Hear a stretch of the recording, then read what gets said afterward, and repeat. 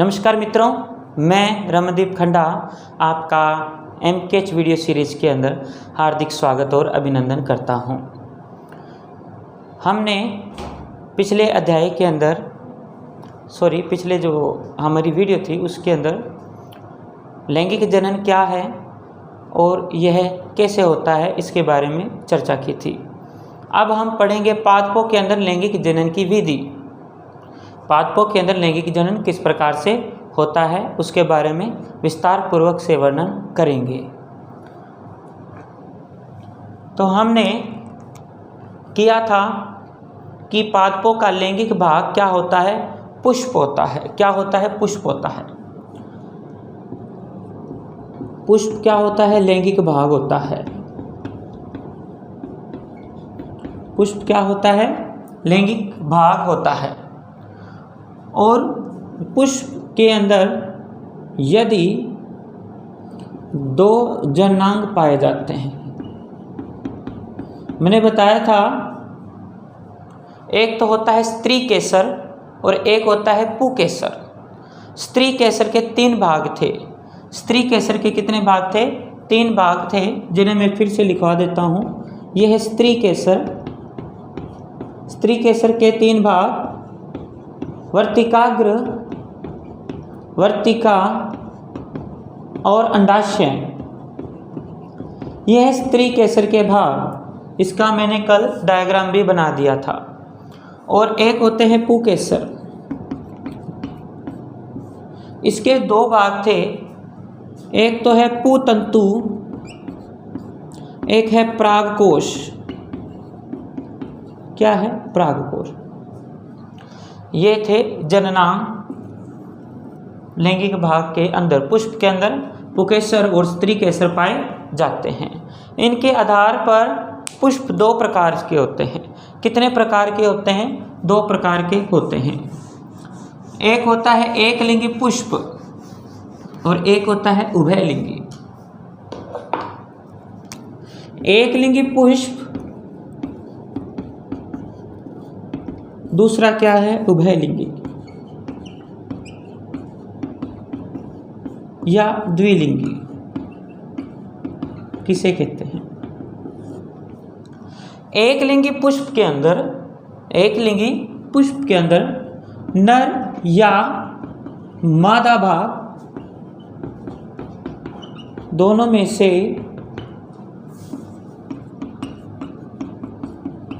एक भाग पाया जाएगा।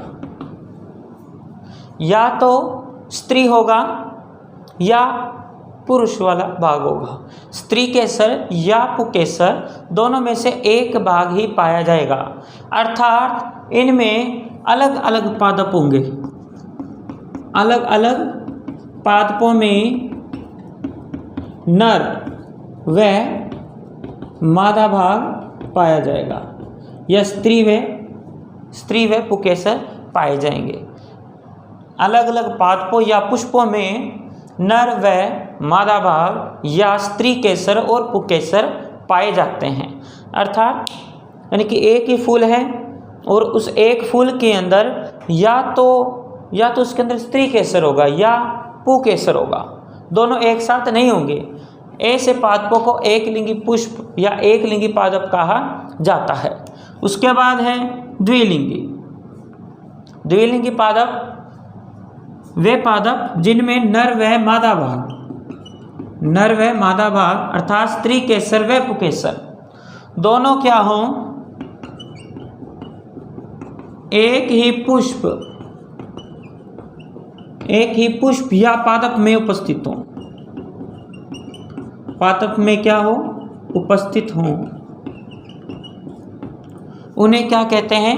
उभयलिंगी पुष्प या पादप कहते हैं। ठीक है, एकलिंगी और द्विलिंगी पादप।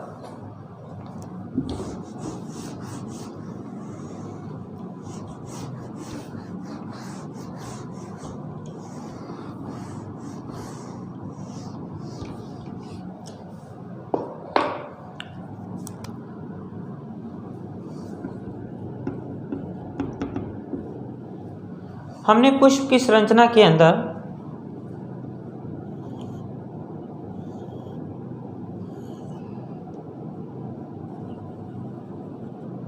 इस तरह से संरचनाएं पड़ी थी।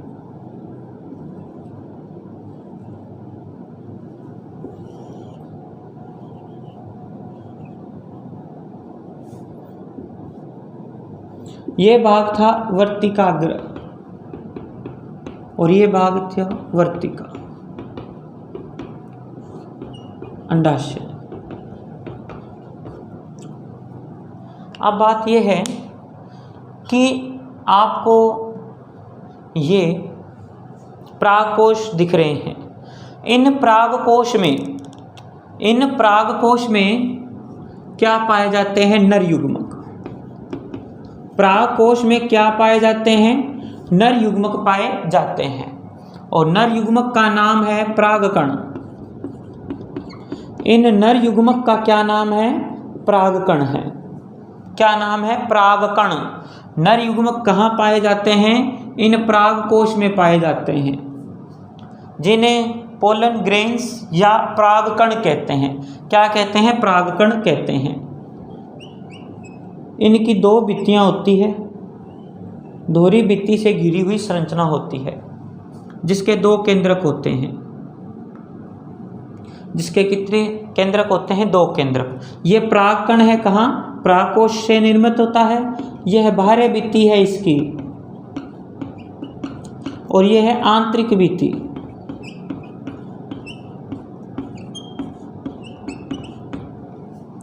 बाह्य भित्ति और आंतरिक भित्ति होती है। यह है नर युग्मक। कौन सा? नर युग्मक। और मैंने आपको एक बात कही थी, इस अंडाशय के अंदर क्या पाए जाते हैं? बीजांड पाए जाते हैं। क्या पाए जाते हैं? बीजांड पाए जाते हैं। और प्रत्येक बीजांड की संरचना एक जैसी ही होती है, तो हम यहाँ सिर्फ एक बीजांड की संरचना को ही बना लेते हैं।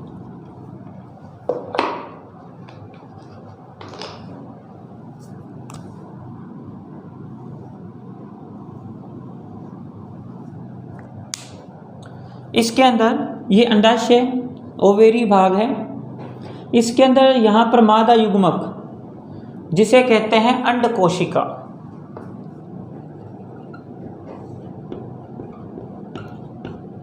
अंड कोशिका, मादा युग्मक। कौन सा युग्मक है? मादा युग्मक। यहाँ नर युग्मक प्रागकण यहाँ बन रहे हैं और यहाँ मादा युग्मक। और इसकी कुछ यहाँ पे दो सहायक कोशिकाएं होती है। क्या होती हैं? यहाँ पे सहायक कोशिकाएं होती है। ये मैं रफ कर रहा हूँ एक बार।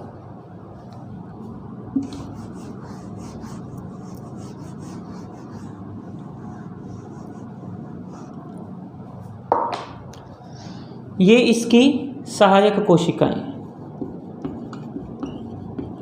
सहायक कोशिकाएं। प्रत्येक कोशिका का अपना अपना एक कार्य है। यहाँ दो कोशिकाएं स्थित होती है। कितनी कोशिकाएं स्थित होती हैं? यहाँ पर मध्य में दो कोशिकाएं स्थित होती है। इन कोशिकाओं को कहा जाता है ध्रुवीय कोशिकाएं। ध्रुवीय कोशिकाएं, पोलर सेल। और इसके दूसरे सिरे पर ये तीन कोशिकाएं स्थित होती है। इन कोशिकाओं को कहा जाता है प्रतिमुख कोशिकाएं। कौन सी कोशिकाएं? प्रतिमुख कोशिकाएं कहा जाता है। ठीक है। ये कौन सा भाग? स्त्री केसर का भाग। ये भाग पुकेसर। पुकेसर की संरचना मैंने अभी आपको बताई थी। उसके अंदर प्रागकण होते हैं। ऊपर का भाग वर्तिकाग्र, वर्तिका। और ये बीजांड है। बीजांड के अंदर ये सबसे बड़ी कोशिका अंड कोशिका होती है, जिसे मादा युग्मक, और ये इसकी सहायक कोशिकाएं होती है। और मध्य के अंदर ध्रुवीय कोशिकाएं और ऊपर की ओर कौन सी कोशिकाएं? प्रतिमुख कोशिकाएं होती है। कौन सी? प्रतिमुख कोशिकाएं होती है। अब क्या होगा? जो आपको ये प्रागकोश दिख रहा है, प्रागकोश से नर युग्मक उड़कर कहाँ आएंगे? मादा भाग की वर्तिकाग्र पे पहुँचेंगे। इस प्रक्रिया को कहते हैं परागण। क्या कहते हैं? परागण। परागकण और परागण दोनों में काफ़ी डिफरेंस है, अंतर है। परागकण तो क्या है? नर युग्मक है। परागण एक प्रक्रिया है जिसमें परागकण यहाँ से उठकर और कहाँ आ रहे हैं? मादा भाग की वर्तिकाग्र पर पहुँच रहे हैं। ठीक है, मादा भाग की वर्तिकाग्र पर पहुँच रहे हैं। इसे क्या कहते हैं? परागण कहते हैं। क्या कहते हैं? इसे परागण कहते हैं। ठीक है, अब अपने परागण को पढ़ते हैं।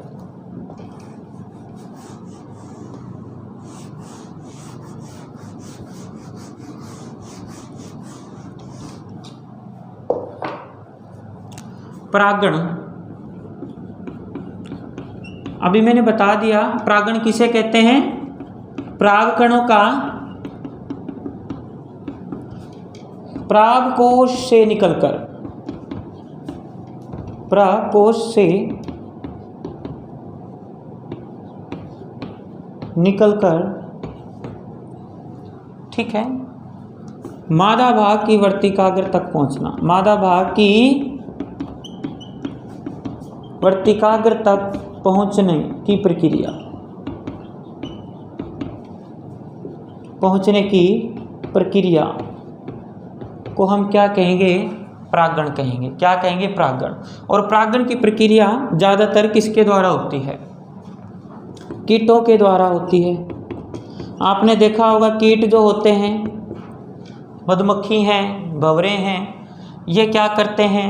जब भी पुष्पों पर बैठते हैं, जो कि पुष्प की पंखुड़ियाँ होती है, कलरफुल होती है। वो इतनी कलरफुल क्यों होती है? वो कलरफुल कीटों को आकर्षित करने के लिए होती है। किसको? कीटों को आकर्षित करने के लिए होती है। ज़्यादातर किसके द्वारा होता है? कीटों के द्वारा परागण की प्रक्रिया होती है। कीटों के द्वारा। दूसरे नंबर पर वायु के द्वारा। हवा जब जोर से चलती है तब पुष्प के जो परागकण हैं वो मादा भाग की वर्तिकाग्र पर गिर जाते हैं। और इसके अलावा पक्षियों के द्वारा, पक्षियों द्वारा, चमगादड़ के द्वारा,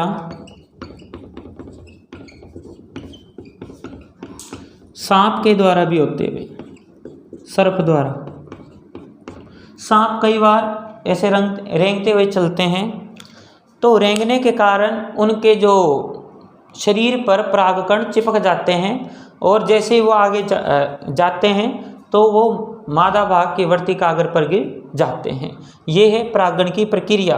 कीटों द्वारा होती है, वायु द्वारा, पक्षियों द्वारा, चमगादड़ द्वारा, सर्प द्वारा, और एक जल के द्वारा भी होती है, जल द्वारा।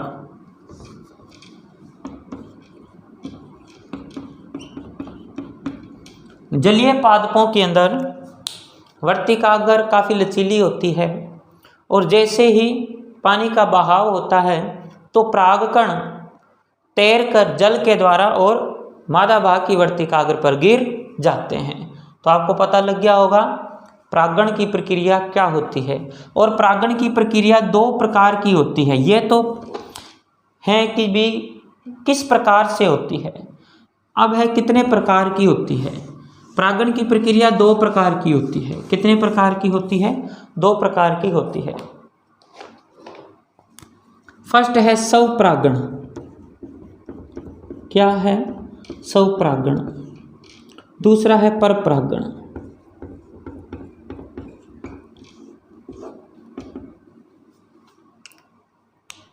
स्वपरागण किसे कहते हैं? स्व का मतलब होता है अपना, पर का मतलब होता है पराया। यहाँ पर क्या होगा? स्वपरागण के अंदर, स्वपरागण के अंदर ये पादप लगा हुआ है, ये इसकी वर्तिकाग्र है और ये इसका क्या है? परागकोश, ये इसकी पंखुड़ियाँ, ये एक ही पादप में है। यहाँ पर अगर परागकण निकलकर और इसी पुष्प की वर्तिकाग्र पर गिर जाते हैं, यानी कि किसे कहते हैं? जब एक ही पादप की या एक ही पुष्प के वर्तिकाग्र उड़कर उसी पुष्प या उसी पादप के वर्तिकाग्र पर गिर जाते हैं तो इस प्रक्रिया को क्या कहते हैं? स्वपरागण कहते हैं। और परपरागण ये 2 या 2 से अधिक पौधों के बीच में होता है। एक पौधे के जो नर युग्मक हैं, परागकण हैं, वो उड़कर दूसरे पादप के किसके ऊपर जाते हैं? वर्तिकाग्र पर चले जाते हैं। इस प्रक्रिया को क्या कहते हैं? परपरागण। अर्थात ये यहाँ पौधा लगा हुआ है, एक यहाँ पौधा लगा हुआ है, एक कीट पहले इस पौधे पर बैठा था, इस पुष्प पे बैठा था। जैसे वो पुष्प पे बैठा, उसके शरीर पर ये परागकण यहाँ से चिपक गए। फिर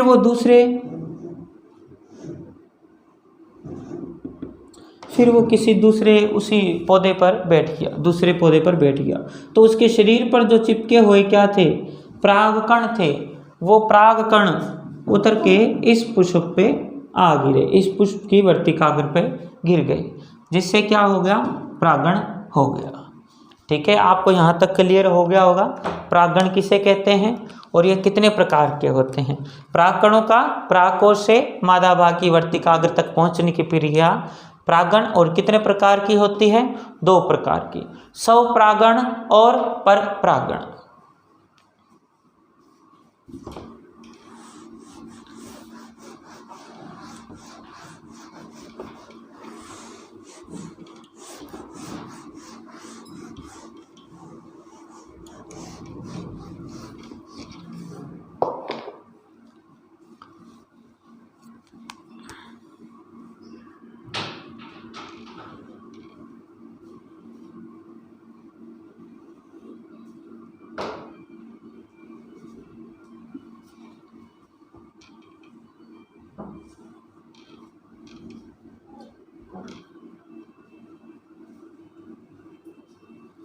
अब मैं आपको सिर्फ ये मादा भाग ही बना रहा हूँ, स्त्री केसर ही बना रहा हूँ।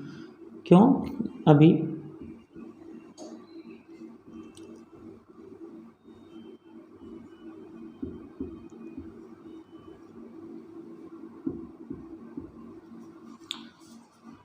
अब इसको समझिए।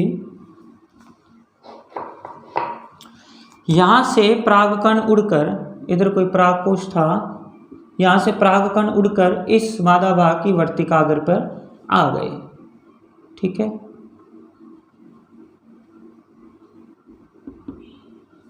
ठीक है, यहाँ पर आ गए। अब यहाँ पर क्या होता है? यहाँ से एक परागकड़ी, ये पराग नलिका का निर्माण होना स्टार्ट होता है। यहाँ से एक पराग नलिका का निर्माण होना स्टार्ट होता है। इसे निषेचन नलिका भी कहते हैं। क्या कहते हैं? इसे निषेचन नलिका भी कहते हैं। कल मैंने आपको निषेचन बताया था। निषेचन किसे कहते हैं? नर युग्मक प्लस मादा युग्मक के केंद्रकों का संलयन। यानी कि नर युग्मक का केंद्र है जो यहाँ पर है, ये जाएगा और कहाँ पर जाएगा? मादा युग्मक तक जाएगा, मादा युग्मक के केंद्र के साथ जाके जुड़ जाएगा। इस प्रक्रिया को क्या कहते हैं? निषेचन कहते हैं। क्या कहते हैं? निषेचन कहते हैं। लेकिन आवर्त बीजियों के अंदर इस जो प्रक्रिया को एक विशेष नाम दिया जाता है, इसे कहते हैं द्विसंलयन, द्विनिषेचन त्रिसंलयन, द्विनिषेचन त्रिसंलयन।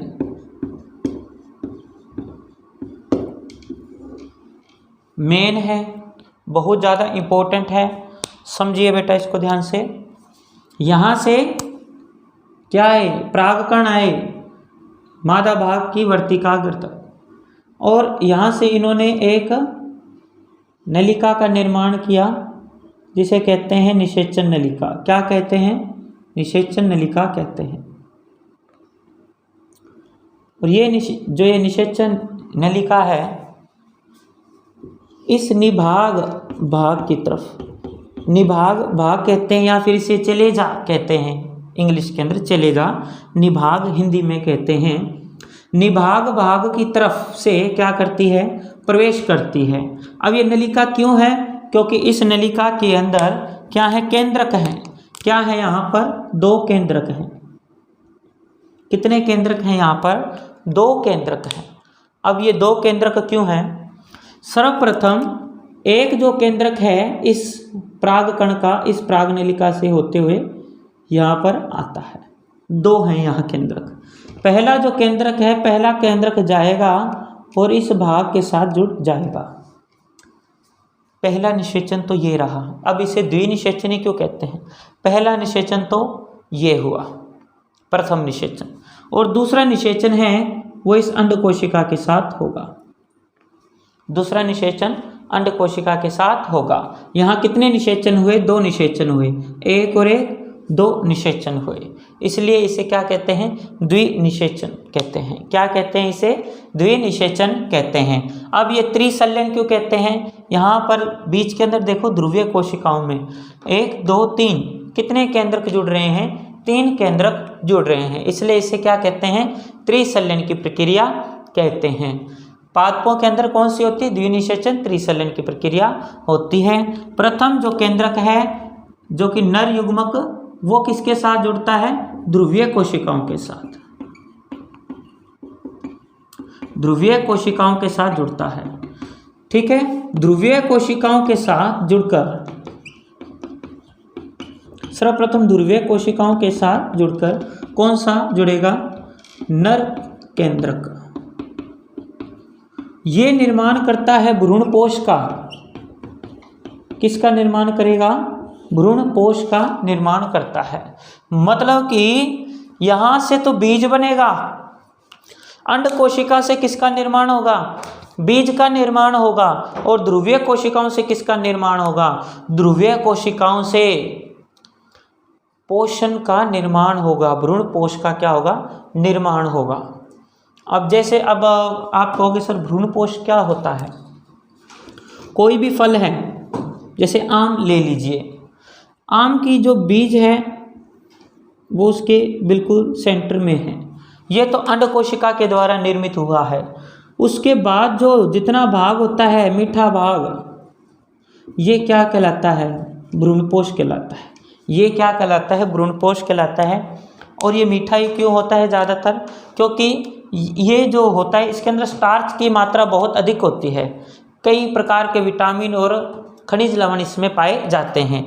ये भाग इस बीज को पोषण देने के लिए होता है, इसलिए इसे क्या कहते हैं? भ्रूणपोष। इस भ्रूण को पोषण देने के लिए होता है। ठीक है, सर्वप्रथम क्या बनेगा? भ्रूणपोष का निर्माण होता है। और जो सेकेंड क्या है? अंडकोशिका के साथ, अंडकोशिका के केंद्रक के साथ क्या जुड़ जाता है? नर केंद्रक जुड़ जाता है, नर युग्मक जुड़ जाता है। यहाँ से किसका निर्माण होता है? बीज का निर्माण होता है। बीज या भ्रूण का निर्माण होता है। किसी भी पादप का बीज उसका क्या होता है? भ्रूण होता है। क्या होता है? भ्रूण होता है।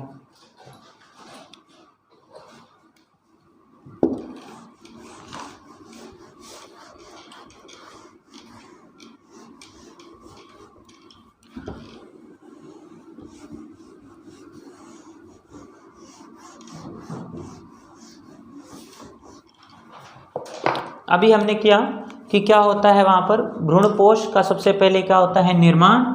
उसके पश्चात किसका निर्माण होगा? भ्रूण का निर्माण होगा। फिर बाद में फल का निर्माण कैसे होगा? आप देखिए, जैसे ही निषेचित हो जाता है कोई भी अंडाशय, जो ये निषेचित अंडाशय ही क्या कहलाता है? फल कहलाता है।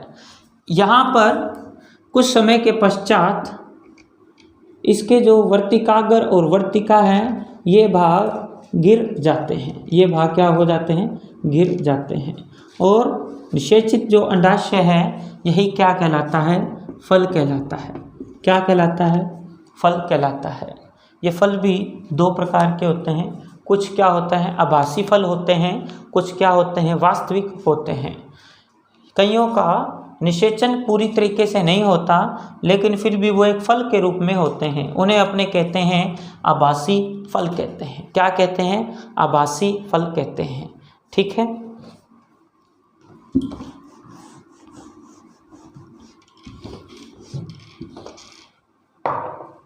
यह था पादपों में लैंगिक जनन की प्रक्रिया।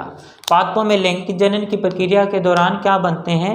बीज बनते हैं या फल बनते हैं। इन फलों को वापस से मिट्टी में रोपित कर दिया जाए तो वहाँ से वापस से नए पादप का निर्माण होगा। अब हम करते हैं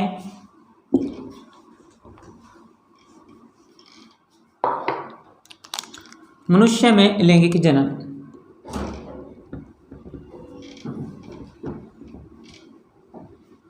मनुष्य में लैंगिक जनन। मनुष्य में लैंगिक जनन की प्रक्रिया के दौरान यहाँ पर दो प्रकार के जनक पाए जाते हैं, नर और मादा। कितने पाए जाते हैं? नर और मादा पाए जाते हैं।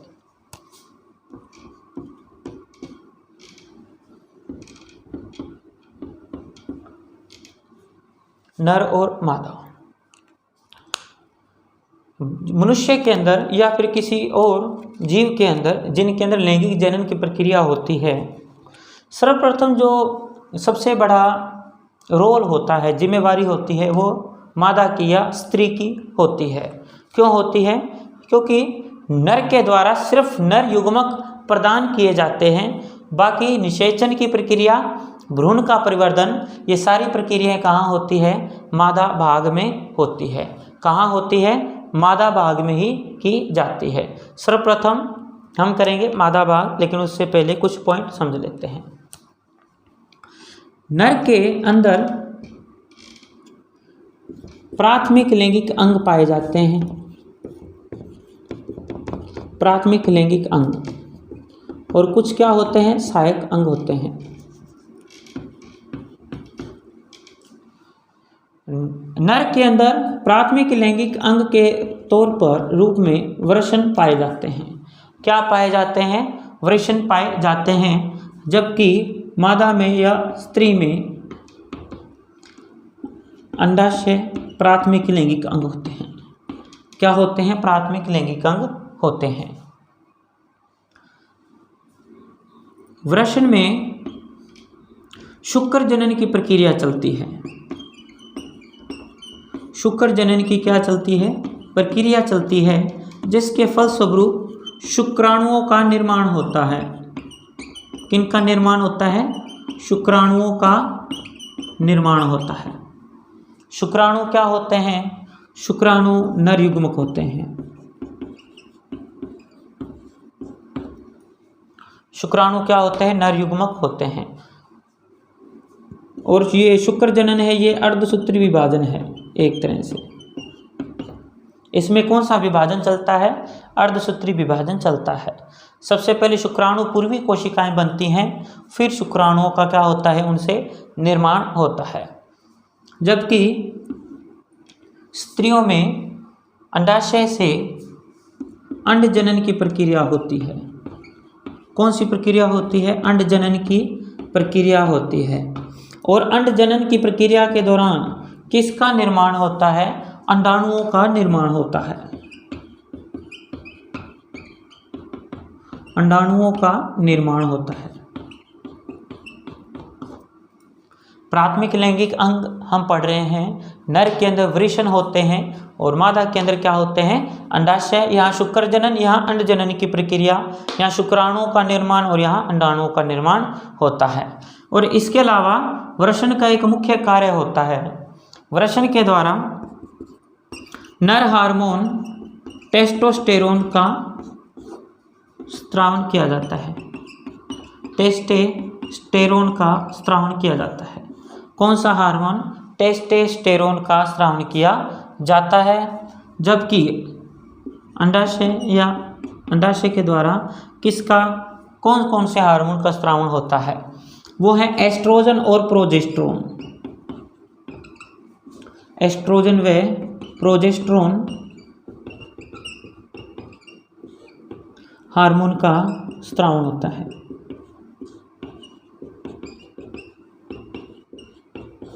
का स्रावन किया जाता है। ठीक है, इतना समझ आया होगा।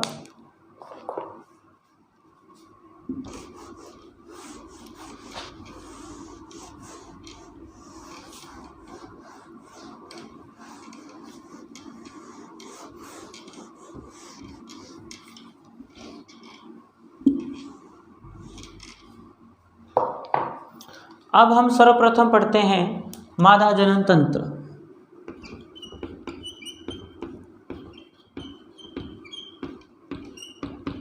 मादा जनन तंत्र, इसके कौन कौन से भाग हैं और ये किस प्रकार से क्या करता है, कार्य करता है।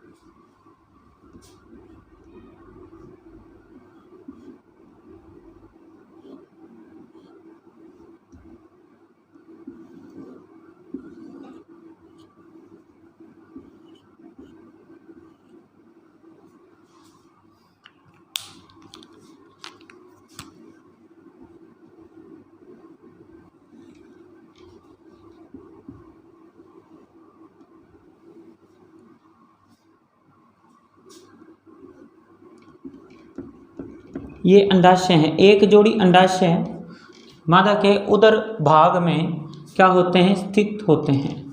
ये है फैलोपियन ट्यूब,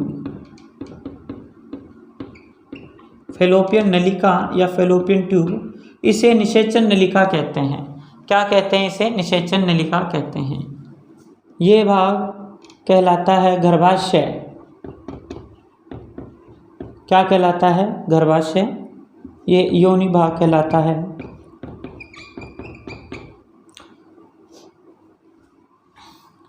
यही कुछ इसके मेन भाग हैं, ठीक है।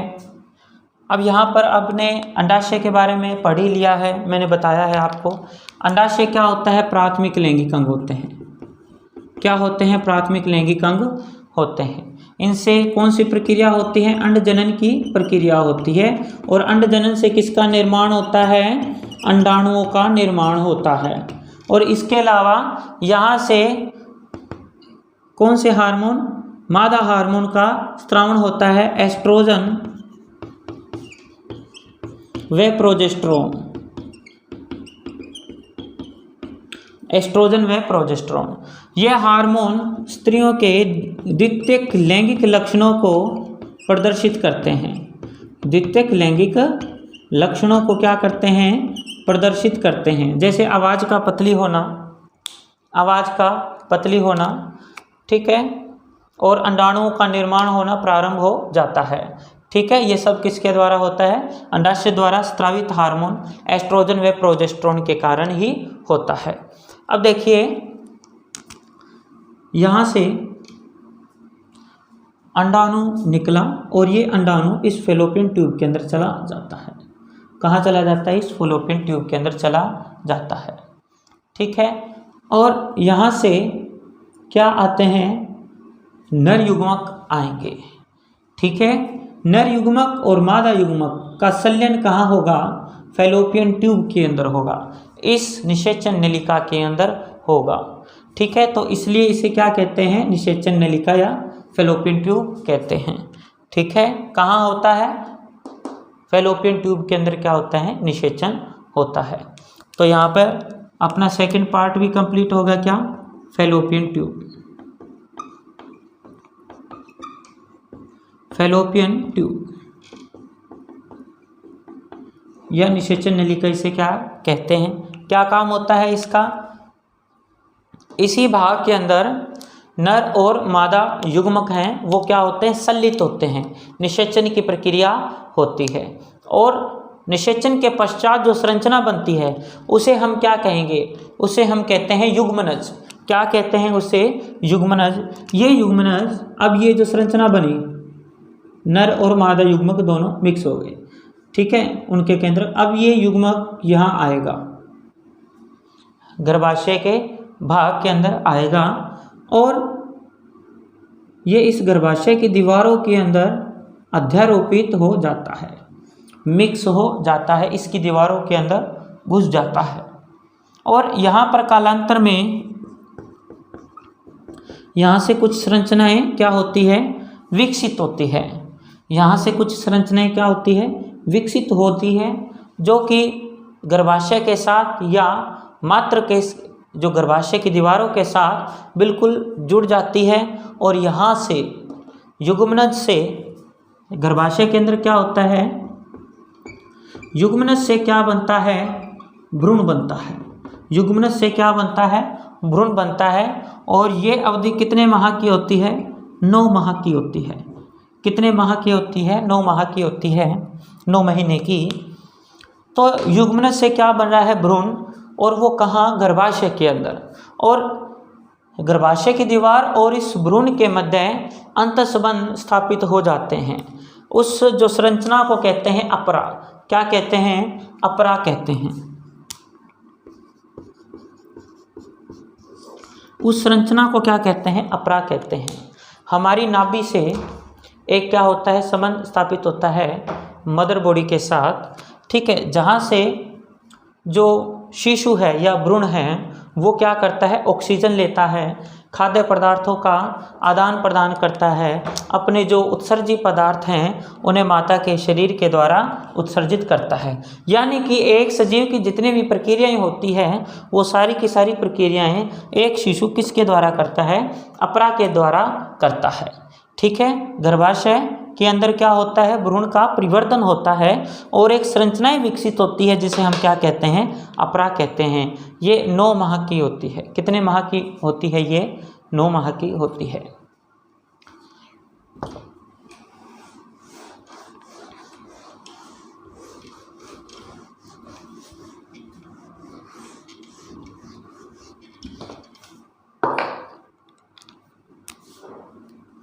अब नेक्स्ट भाग है प्रसव। कौन सा है, प्रसव। अब प्रसव का मतलब क्या होता है कि विकसित शिशु, अब शिशु क्या हो गया, विकसित हो गया। विकसित शिशु का अपनी मदर बॉडी से बाहर आने की प्रक्रिया, ठीक है, अपनी माता के शरीर से बाहर आने की प्रक्रिया या बच्चे के जन्म की जो प्रक्रिया है वो क्या कहलाती है, प्रसव कहलाती है। क्या कहलाती है, प्रसव कहलाती है। तो आपको ये मादा जनन तंत्र समझ आया होगा। ठीक है, मैं आशा करता हूँ कि आज का जो टॉपिक है आपको अच्छे से क्लियर होगा और हम जो अपनी नेक्स्ट वीडियो के अंदर नर जनन तंत्र और कुछ अन्य भागों का वर्णन करेंगे। धन्यवाद।